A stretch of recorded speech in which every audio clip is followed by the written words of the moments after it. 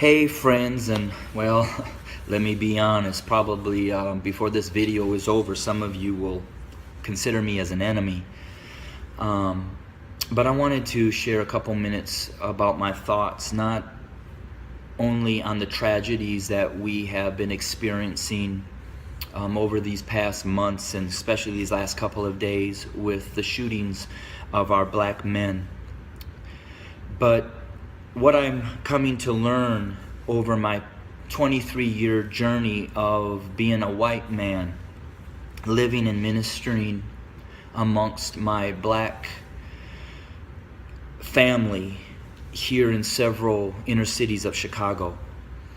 And I'm going to speak very black and white because, let's be honest, it's a black and white issue.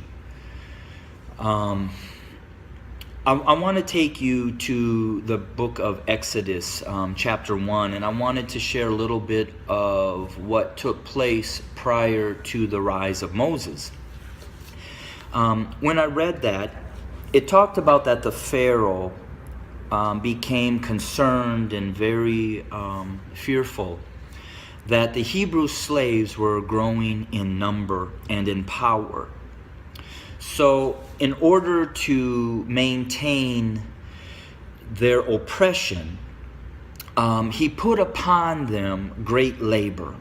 He put upon the Hebrew slaves cruelty to keep them down.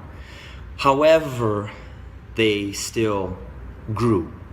And so he brought together some midwives, and he instructed them that when a Hebrew boy was born, kill him. Well, these midwives did not follow, and the Hebrew slaves continued to grow. Eventually, the Pharaoh became so hatred and towards those Hebrew slaves that he made a decree. He put out an order that male baby boy Hebrew slaves were to be killed by casting them into the Nile River. Let's look at America. We brought blacks into this country as slaves. We never intended them to be anything other than a slave. But they began to grow in number and in power, and eventually they fought their way to some freedom. So we became even more cruel. And to keep our black Americans down, we lynched. But yet they rose. So then we used the welfare system, the criminal justice system, to keep them down, to contain them, to destroy them. But yet they rose, and they're rising. Then we built prisons and jails to hold them. Yet they rose. And so now we are doing exactly what the Pharaoh did at the end, sending out a decree: kill them.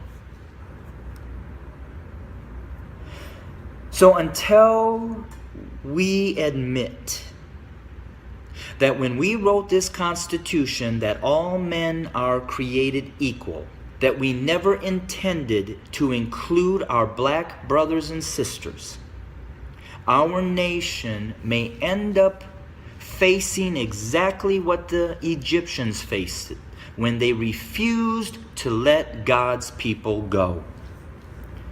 So I'm going to say this to my white fellow Americans, that the bloodshed that is on its way is not on the hands of our fellow black Americans, but is on our hands. We are the ones that are refusing to let God's people go.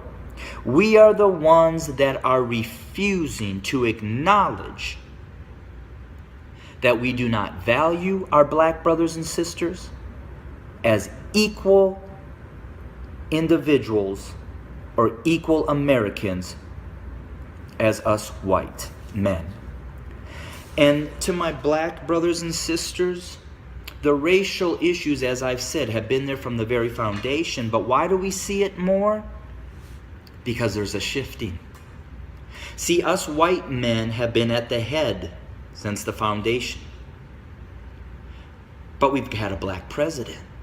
And you know, we've done everything in our power to keep him from really changing things. Now we have another minority rising to the top, a white female. What does that say? Those of us who are white men who have been at the head are now starting to see and fear that we are going to become the tail. And we know what we've done to you. And so now we're fearful that you're going to do to us what we have done to you. But I will say this. I've lived in a black community for 23 years. I've never been treated the way that this country has treated my black Americans. So I call out my white Americans to say we better heed, repent, acknowledge, and change. Because if we don't, I just want to again say this. The bloodshed that we will experience is on our hands, not the hands of our fellow black Americans. I welcome your comments. I welcome your feedback.